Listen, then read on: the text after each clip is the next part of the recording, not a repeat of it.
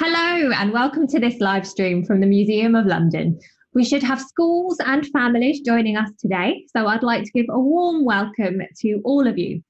My name is Marina and I'll be your host for today. And joining us, we have Meryl Jeter.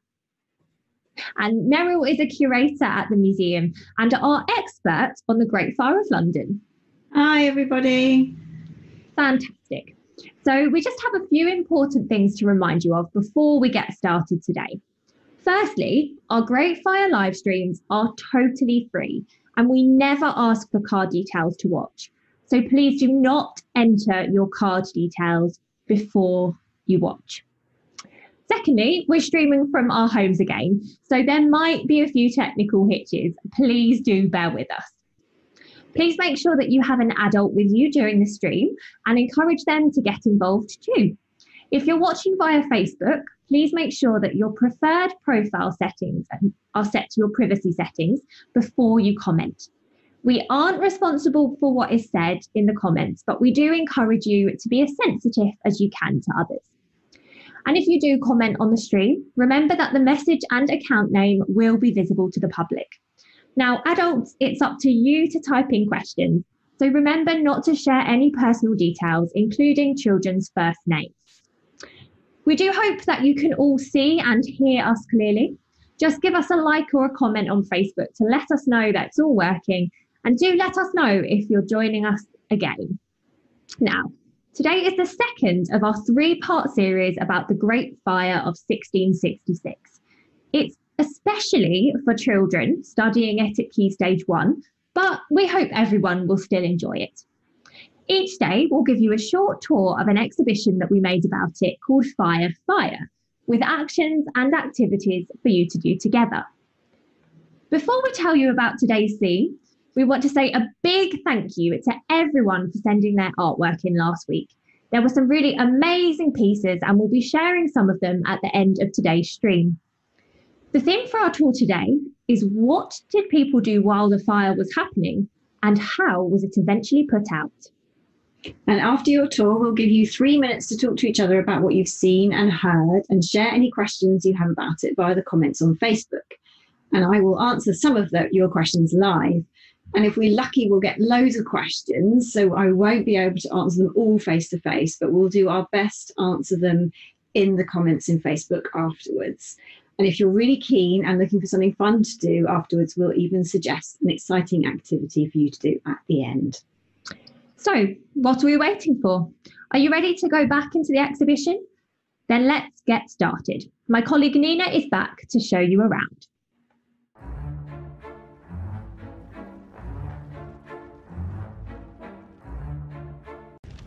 Because the fire was so fierce, a lot of people gave up trying to put it out and they concentrated on trying to save as many of their belongings as they could. And we know a lot about the fire because of a diary written by a man called Samuel Pepys. Oh, yes. And he worked for the Navy and he describes people fleeing from the fire through the streets of London. And even on the river, they were putting their belongings into boats. And he says that 1 in 3 boats had a virginal in it, and this is a virginal. So it's like a piano, I suppose, and it would have been expensive, so definitely the sort of thing you would want to rescue from the fire. It's very beautiful. I suppose it's a bit like today, we might not rescue our pianos, we might rescue PlayStations and computers and all the expensive items we have. Yes. So all these people worrying about their belongings, but what about fighting the fire? Well, I've got some firefighting equipment over here, so I can show you that. Lots of people worked together to fight the Great Fire. So you had the King, Charles II, his brother, the Duke of York, soldiers from the army, people from the Navy, and Londoners themselves, all working together. And the main thing they had to do was to pull houses down to create gaps to stop the fire from spreading. And to do that, they had these huge hooks called fire hooks. So you put that over the timbers of a house and you pull, and that pulls the house down. That is huge, isn't it? And it looks very heavy. I can't imagine trying to use it to pull houses down. No, well, it took 3 of us just to put it into the exhibition. So it is really heavy. I tell you what, why don't you try with a friend, imagining you're using a huge fire hook to pull houses down. Meryl and I will demonstrate. Oh, it would be really heavy, wouldn't it? And Very hard to much. do. Yes. And then you'd have your houses crumbling down. Yes. The other thing you could do was throw buckets of water onto the fire. We've got leather buckets here, that's what they would have used. And using fire squirts yes. as well. So this is like a huge syringe. So you put the pointy end in a bucket of water, and then you pull the handle out to suck the water up. Yes. And then you aim it and you push the handle in and the water squirts out. So that's like a huge water pistol sort of thing. Exactly. Why don't you have a go with your fire squirt? Soak up the water, aim, whoosh. Even school children helped to fight the fire. Right. And we know this because there was a boy called William Taswell when he was 14 years old in 1666. And he wrote his memories of the Great Fire when he was an adult. And he worked together with other schoolboys from Westminster School to fight the fire around the Church of St Dunstan in the east. And they stopped the church from being destroyed. Fantastic. Good for William. Yes. So no fire brigade in those days, or fire engines like we know today? No, so they didn't have a fire brigade, but they did have fire engines, but they were much simpler than the ones we have today. I can show you one if you like. Oh, yes, please.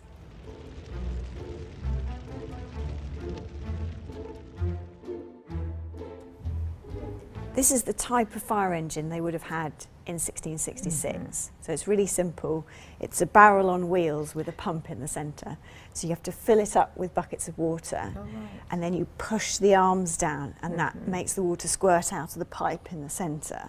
So you have to push down at the same time. So you push down, and then the water squirts out. So you might want to try pumping the fire engine. Oh, it'd be quite hard work. It would, yeah, really hard work.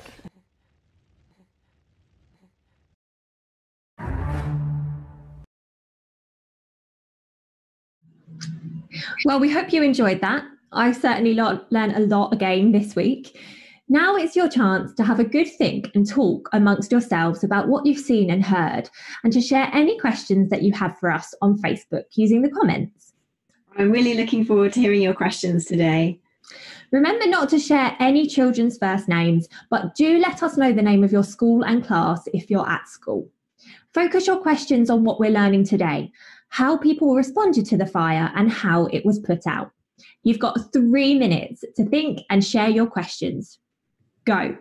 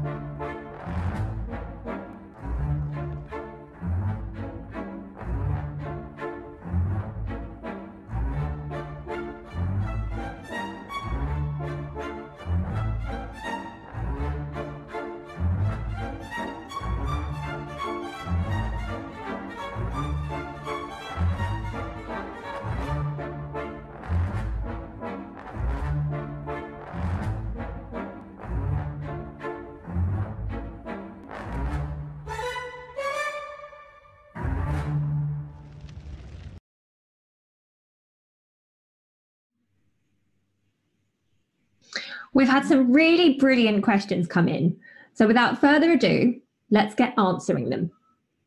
So our first question is from Laura, and it's how did they know that the fire was coming towards them, Mariel? Well, the wind was blowing it in one particular direction. So I think if you lived a few streets away, you would know from the direction of the flames and the sparks that the fire was kind of coming in your direction. So, yeah, I'm sure a lot of people sort of ran out of their houses and packed up as quickly as they could, knowing that the fire was sort of gradually getting closer to them. But the hard thing would be to know just how fast it was going. Excellent. And was there anyone letting them know that the fire was coming? There would have been lots of people sort of yelling warnings to people. It started at the end of this road. You've got to pack up your belongings. Yeah, there would have been a lot of that. So a bit of warning there. Yeah. We've got some interesting question from Leanne. So why did they not take the fire seriously in the first 2 days? Well, it was really only right at the beginning when they didn't take the fire as seriously as that perhaps they should have done. The Lord Mayor came to see the fire at about 3 o'clock in the morning, and he thought, it'll be easy to put it out, and he went back to bed. And I think because people were asleep and things like that, maybe there wasn't enough people around to really tackle it right at the start. Yeah, that makes sense. You mentioned the mayor. Saray has asked who was the mayor of London at that time. His name was Thomas Bloodworth, and he got a very bad reputation for not doing enough to fight the fire. And Samuel Pepys in his diary is quite mean about him. Interesting. And we do actually have a question from Monkfield Primary School about that gentleman that you just mentioned. And they would like to know a bit more about Samuel Pepys. So Samuel Pepys was 33 at the time of the fire. He had a wife called Elizabeth, and he lived in Seething Lane, which is sort of quite close to the Tower of London. And he worked for the Navy office, and he was administrator. So he did lots of office work for the Navy. And he wrote this diary for 9 or 10 years, and he describes loads of information about his personal life, his friends and family, and all the events that are happening in London. So it's a really important source of information. Must be quite interesting to read. Yes, very. Now we have some questions about the fire fighting equipment that you showed us. We have, is the fire hook real? And that's a question from Catherine. Yes, it is. Yeah, our fire hook is a genuine one. The handle isn't as long as it should be. At some point in the past, it was cut off, so it would be even longer originally. Wow, and it is huge anyway. Yeah. We have a question from Lisa as well. From Carly, sorry. And they say, why were the buckets made out of leather? Because leather's very strong. You can make it quite hard, and it's quite light as well. And you can make it waterproof by putting tar on the inside. Okay. So, ideal for sort of shifting heavy bits of heavy water around. Definitely. And we have some questions about who actually helped put the fire out. So the first is from Lisa. Was there anyone who didn't help put the fire out? I suppose quite a lot of people concentrated on saving as many of their belongings as they could and from escaping from London. So apparently the streets were full of carts and sort of panicking people running away. But the King and the Duke of York set up these firefighting bases around the city, and each of those had 100 volunteers. So at least 800 people helped put out the fire, plus soldiers and sailors as well. Wow, so it was a big effort. Yeah. And Gemma has asked, did women help to fight the fire? Well, we don't actually know who was amongst the volunteers that helped. I don't think the descriptions really say whether they were men or women, or that women didn't or did help fight the fire. No, I'm not really sure the answer to that question. It's a really interesting question. Yeah. I mean, I don't see why you wouldn't. Yeah. So, yeah, maybe, yeah. Well, thank you for that question. I think it's a very good one.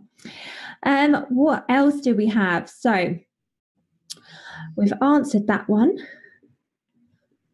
How did they put water into the fire cart? Good question. Well, yeah, they tried to fill up some of the fire engines using water from the Thames, but apparently at least one of the engines actually fell into the river. So they weren't able to use it. So it could be quite difficult to fill up a fire engine with water. That was a really good question from Elaine there. We have lots of questions about using gunpowder to pull the house down. So we have a question. Wouldn't blowing up the houses with gunpowder actually start more fires? Well, it seems like the opposite thing to do, doesn't it? Using gunpowder in a kind of fiery situation. But what they wanted to do was pull the houses down really quickly so they could create these gaps to stop the fire from spreading. Because if you have to pull a house down by hand, it can take quite a long time. And by the time you've actually got rid of the house, you know, bits of it have caught fire and the fire has spread anyway. So what you could do with gunpowder is put a barrel of it underneath a couple of the structural timbers of the house, and that sort of blows the house up and it all comes collapsing down. You can clear away the debris really quickly. So it seems like a crazy thing to do, but it actually worked really well. Much faster, I guess. And that does actually, I think, hopefully that answers Karen's question. Why did they pull the houses down if they were on fire? So for a windbreak, for a windbreak? Yeah, so because there was this wind pushing the fire across the city, they were trying to contain it by creating a gap that was big enough that the wind wouldn't make the fire jump across the gap. So actually they were pulling down some houses that weren't even on fire at all because they just wanted to make this break. So I imagine if yours was one of those houses, you'd be like, my house is fine, please don't pull it down. But it had to go in order to make a gap. Definitely. Must be quite a shock to the system. Yeah. We have a question from Carl. How did they stop the bridges across the Thames from burning down? There was only one bridge across the Thames at the time, London Bridge. And, well, London Bridge was actually saved by an earlier fire. So there were lots of houses on London Bridge. And in 1633, some of the houses burnt down at the top end of the bridge, and they created this gap. And that gap still existed in 1666, which meant that the fire didn't spread across the bridge down to the south of the river. Wow, so quite lucky in that sense, I guess. Yeah. Now, we have talked about the fire hook, and Rachel has a good question, saying, how many people did it take to use those hooks? Quite a few. So there were pictures of people using them, and I think there's about 3 or 4 people. So you've got one person holding the pole of the hook, and then 2 more people with ropes helping kind of position it because they're so long and heavy. So yeah, it's definitely not a one-person job. Definitely. Okay, we also have a question from Class Violet from Monkfield Park School. They say, how is it possible to fill a barrel of water when the whole of London was on fire? Well, we got the Thames nearby. People also had wells, and there was piped water going through the city.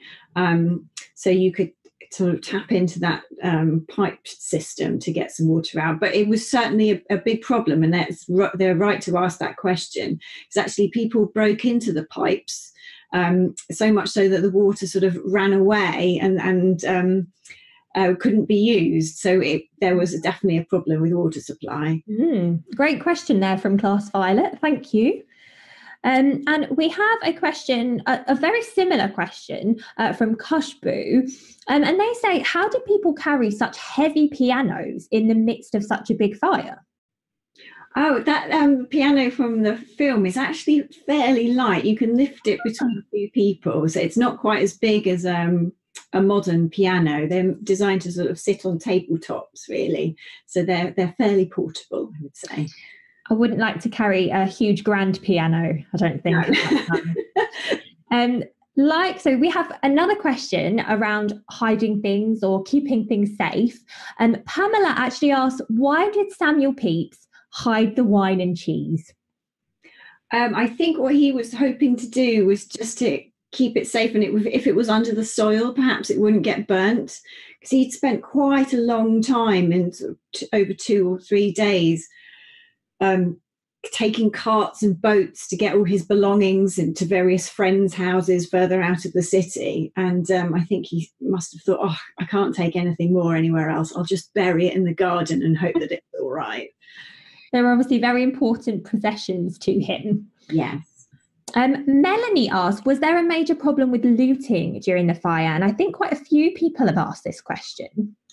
Yes, there absolutely was. People stole things from carts in the chaos.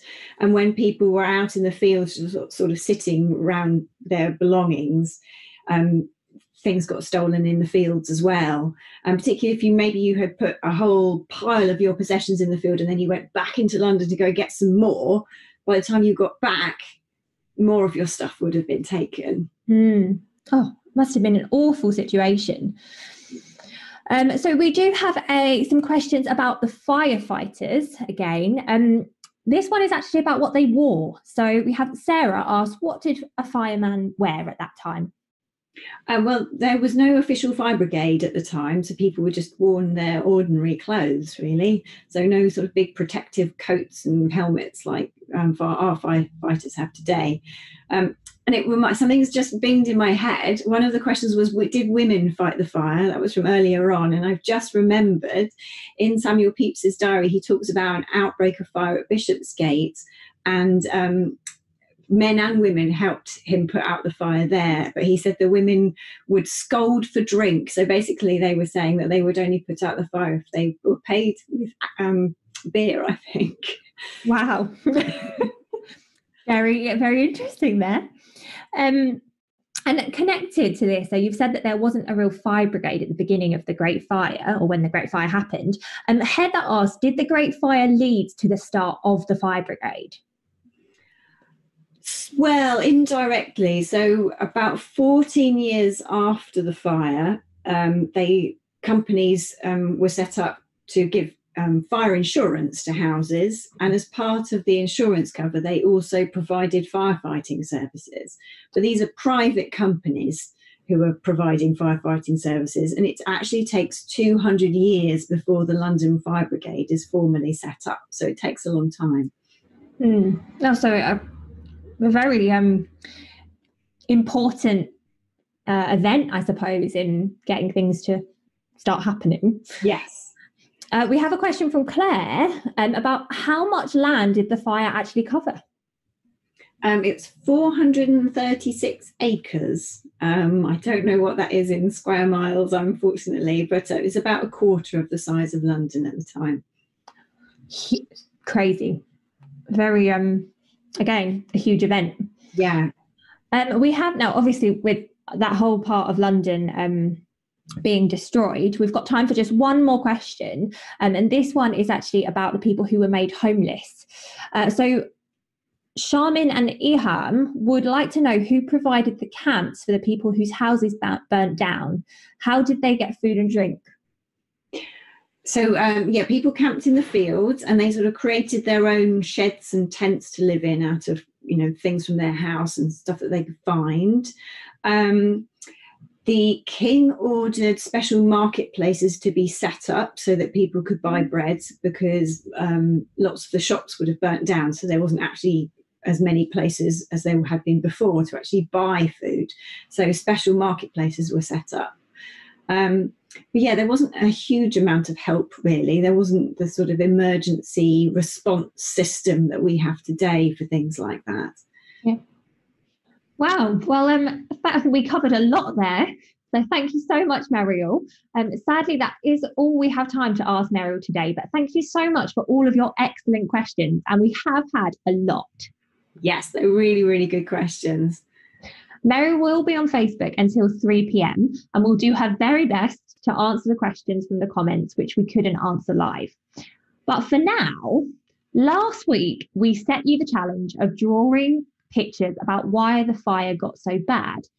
We won't have time to show all of them, so here are just a few of your fantastic drawings, and I wonder if you can spot yours.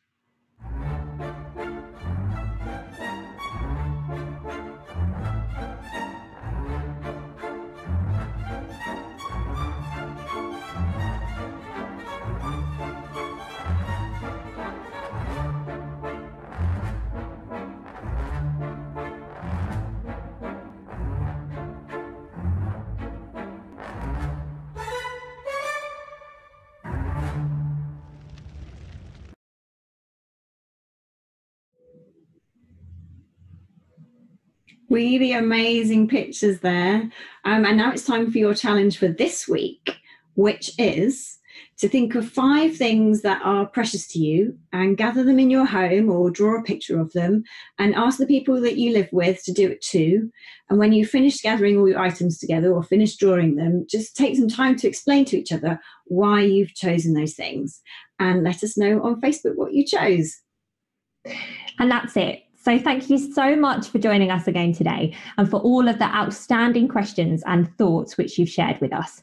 You'll be able to find the challenge which Meryl described, watch a recording of today's stream, and tell us what you thought of it on our website at museumoflondon.org.uk/fire. We hope you'll enjoy us. We hope you'll join us again next week, same time, as you'll get a new tour and another chance to ask questions to Meryl. Next week, we'll be talking about what happened after the fire, including what it meant for Londoners and how it changed the city.